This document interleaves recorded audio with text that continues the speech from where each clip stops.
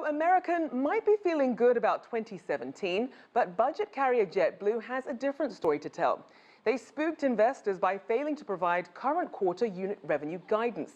To discuss that and the future of the airline industry, we're joined by Ted Reed, airlines reporter for TheStreet and co-author of American Airlines, US Airways, and the creation of the world's largest airline. Welcome to the show.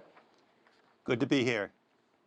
Now, budget airlines have been growing in popularity, but then you have JetBlue over here making investors nervous.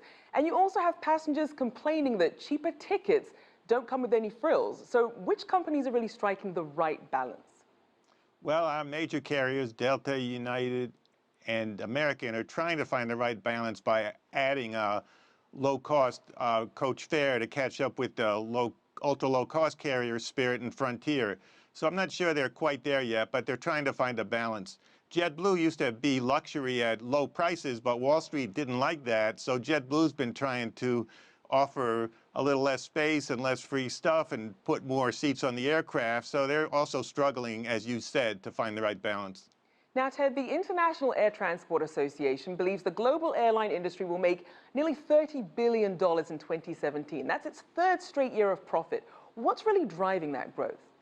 Well, the main thing driving the profit growth, which actually is going to be down in 2017, is falling fuel prices. And, now they're starting to creep up a little, but they've been very low for a couple of years. So that's the main thing.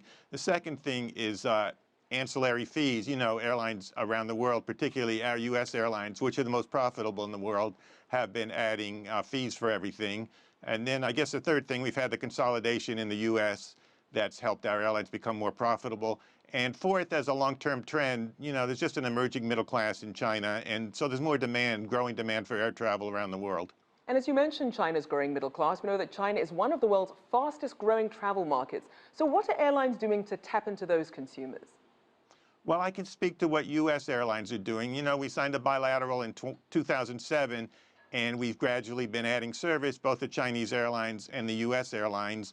And we finally, this year, it's finally slowing down on the growth to the coastal cities, Beijing and Shanghai. So a lot of service has been added, a lot of trans-Pacific capacity. But the other thing that's happening is United has this hub in San Francisco. It's the best West Coast hub.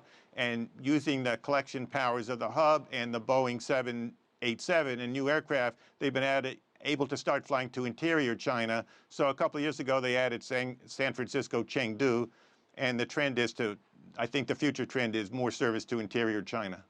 Now, let's also look at things that passengers may be more excited about. You have this increased competition from budget airlines really trying to woo more customers. How is that affecting competition globally? Well, I think the main thing budget airlines do is to keep downward pressure on fares.